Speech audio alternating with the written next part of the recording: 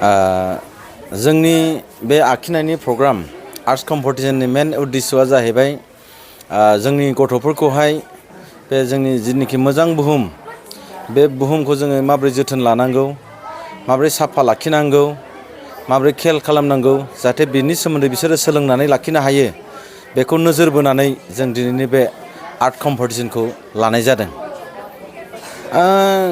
जायफ्रा बेबायदि दिनैनि बे समावल' दंफां लाइफां गायनानै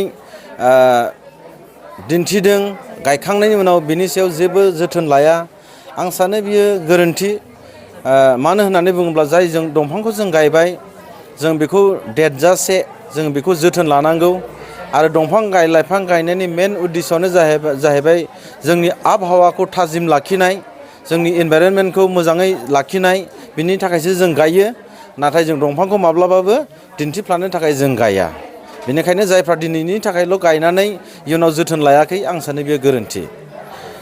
बिसोरखौ बेबायदि मोजां मोजां मार्क्स लानानै पास खालामहरनो जों गोबां सिन्था खालामो, स्टाफ मिटिंफोर लायो, रेस्टलेस जों माने सिन्था खालामबाय थायो। माब्रै खालामब्ला जोङो बिसोरखौ मोजां नाम्बार होनानै पास खालामहरगोन, बेफोरनि सोमोन्दै साननानै जेब्लाबो जों बिसोरखौ जोथोन लानाय जायो।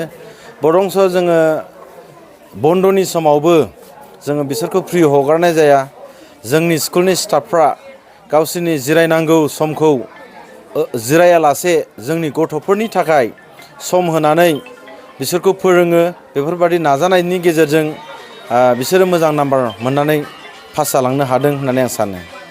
जों टिचारफोरनि हास्थायनायाथ' बेनो, जोङो बिसोरखौ जों जेरैबायदि फोरोंबाय, बिसोरनि फरायनाया मेट्रिक पास जाजासेल' नङा, बिसोरो गावसोरनि गल जेनोखि एम बिसोरहा दङ, बेखौ सौहैयागौ माने बिसोरो नाजालांबाय थाथों आरो नाजालांनांगौ। जों बेखौनो जेब्लाबो मिजिं थियो आरो बेखौनो लानानै जों बिसोरखौ परामर्श होबाय थायो। जेब्लागौमानि सौहैनाय नङा नोंसोरनि थांखियाव, अब्लागौमानि नोंसोरनो जेननो नाङा होननानै जोङो बिसोरखौ एडभाइस होबाय थायो। गासिबो गथ'फ्रानो जों साननानै लायो जोंनिनो गथ' हिसाबैहाय, जोंनिनो बिदा फंबाय, बियादै बियानै बायदि हिसाबै जों बेखौनो सानो, जेखि स्कुलनि जाया मानो बयबो गोसो होनानै फरायनांगौ आरो गाव गावनि समखौ बेबायदिनो मबाइलफ्राव बा गुबुन बुस्थुफ्राव हगारालाबानो बा गुबुनफ्राव ओरैनो बेखार हगारालाबानो बिसोर फरायनायाव गोसो होनांगौ। ओमफ्राय जिउआव बिसोरो दाखांनानै लानांगौ होननानै आं बिसोरखौ एडभाइस होनो सानो। आरो जाय टिचारफ्रा जेखि स्कुलनि टिचार जाया मानो बयबो गावनिनो गथ'फोर साननानै बिदा फंबाय बा बियादै बियानै बेफोरबायदि साननानै जायफ्रा फोरोंनायाव स्कुलाव बाहागो लाबाय, बिसोर एकदम गोसो होनानै फोरोंनांगौ, बेबायदि आं मिजिंथियो।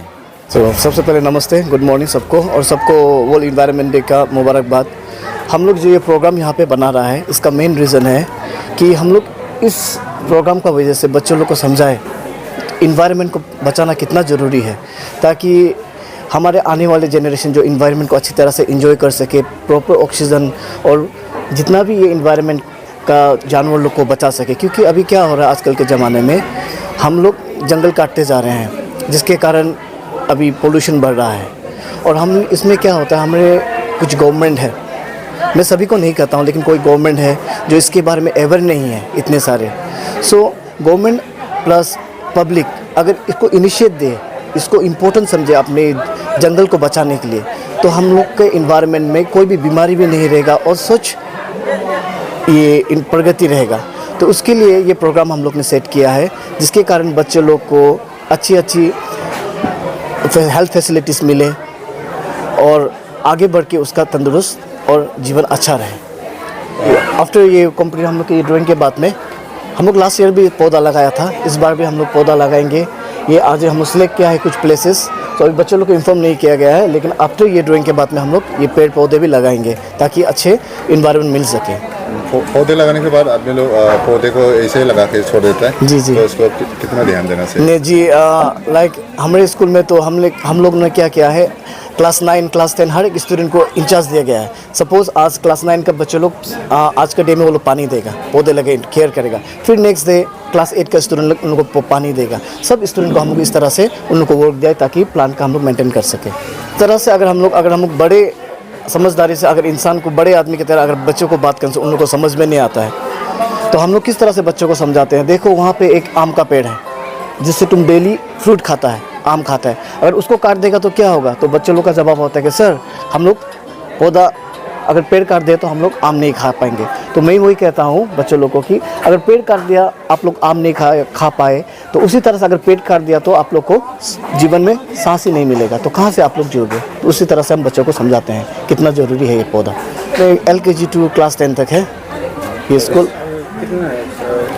स्टूडेंट अराउंड अब अप्रोक्सीमेटली 300 समथिंग होगा स्कूल में। क्या है हमारे स्कूल में फैसिलिटीज़, वाटर फैसिलिटीज़ है, और लाइक ब्रेक टाइम में हम लोग ने उन लोगों को एक रूम प्रोवाइड किया गया है जहाँ पे वो लोग आके बैठ के वो लोग टिफ़िन ले सकते हैं, और समटाइम्स भी हम लोग उन लोग को एक्स्ट्रा क्लासेस भी देते हैं, और बहुत सारा। और हम लोग का इवेंट्स, हम लोग का एग्ज़ाम वगैरह भी थोड़े अलग स्कूल से थोड़े डिफरेंट है, जो हम लोग उन लोग के इम्प्रूवमेंट के लिए करना चाहते हैं। जैसे हम लोग का एग्ज़ाम वगैरह है, ओरल वगैरह है, हम लोग बहुत एक्स्ट्रा कैरिकुलम हम लोग करते हैं जिससे बच्चा को इम्प्रूवमेंट मिल सके।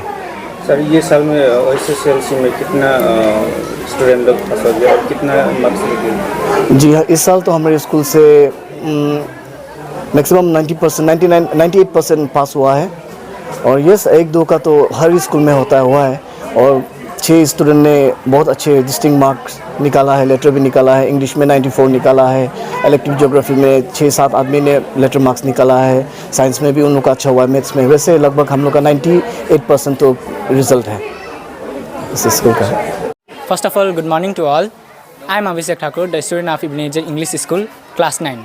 Today I am standing here to deliver some words regarding on the topic of World Environmental Day. So first, before going on this topic, let us discuss what is meant by environment. So environment can be termed as anything or everything around us is called environment. That means anything like school, plants, trees, stones are a part of our environment.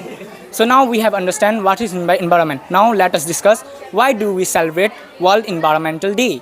So we celebrate World Environmental Day because to make the peoples aware about the harmful causes of the plastic, about the importance of the trees, plants, about our environment.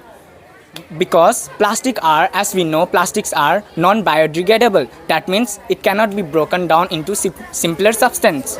That means it cannot be eaten by the microorganisms.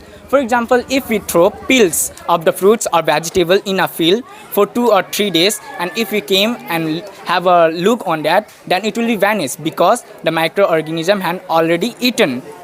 But if we throw a plastic cover or something else, then it will not be vanished because the microorganism doesn't eat, because it cannot be broken down into simpler substance. So we celebrate Environment Day to make the peoples aware about the harmful causes of the plastic. This day was founded by the UNO. UNO means the United Nations of Organization. This foundation was organized to make the peace of the world, to make the countries united. This foundation led the foundation named UNEP, United Nations of Environmental Program. On this program, the UNO make the peoples aware about the harmful causes of plastics. So I would like to say that we should be aware about the plastic and we should reduce our uses. Thank you. That's all. My name is Manu Thakur, and I have passed here from class 10 from this school, and my percentage in HSLC is 76.18. I have studied here. I took admission here in class UKG, and I have passed class 10 from here.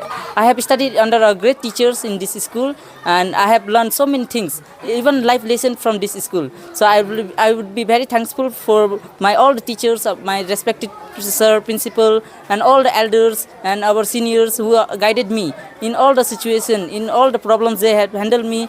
So I would like to thank you so much. This school have taught me so much things that I can do. Achieve so many things in my future. So I would like to thank personally to them. Thank you so much.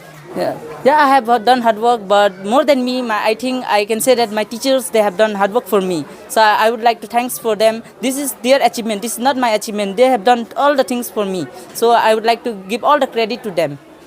My hobby is to watch television, especially news, and to play cricket as well to keep myself fit. Yeah, it is simple. I can say that just it is my simple advice. It is simple to score good. Just you have to be patient, you have to be disciplined, and you have to be connected with the teachers. आंनि मुङा एन'स इस्लारि आङो इभिनेजार English स्कुलनिफ्राय दाखाल मेट्रिकआव pass जाबाय पार्सेन्टेजआ 75.33%। आङो बे स्कुलाव फरायनानै जोबोद खुसि मोनदों मानोना आङो बे गोरलैनिफ्रायनो आंखौ आंनि बिमा बिफाया मोजां बे LKG निफ्रायनो क्लास 10 सिम आङो फरायदों। आङो गोबांथार मोजां मोजां मास्टारजों फोरोंजानो मोनदों।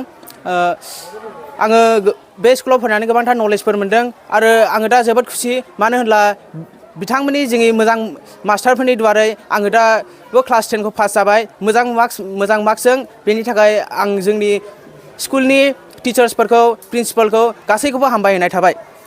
फरायनायालाय आङो घन्टा हिसाबाव फरायफिनाखैमोन ओरैनो 45 मिनिट 50 मिनिट इदि फरायोमोन। आं मानो एफा गोबां मार्क्स मोनदों होनब्ला आंनि मास्टारनि दुवारै मास्टारफोरनि एक्सप्लेनेशननि दुवारै आङो मोजां बुजिनानैसो लिरनो हादों। नोंनि हबिया मा? आंनि हबिया वाचिं टेलिभिजन रिडिं बुक्स एक्सेट्रा। बेखौहाय साक्सेस जानो थाखाय माबायदि फरायलांनांगौ होनना सानो नोङो? आं सिगाङावनो आंनि एम्बिसनखौ बुंनो गोसो जादों। आंनि एम्बिसना जाहैबाय प्रफेसर। आङो बिनि थाखाय फरायनानैल' जानाय नङा आङो बेखौ सानदों इदिनो माबाफोर लादेरनांगोन जेरै इदिनो स्कुलफोराव फोरोंनायनि टेकनिकफोर सोलोंनांगोन इदिनो गोबांथार सोलोंनांगौ जाहैयो। बेनि थाखाय गोबां फरायलांनांगौ जाहैयो। बिदिनो आं मोजां फरायलांनो सानदों।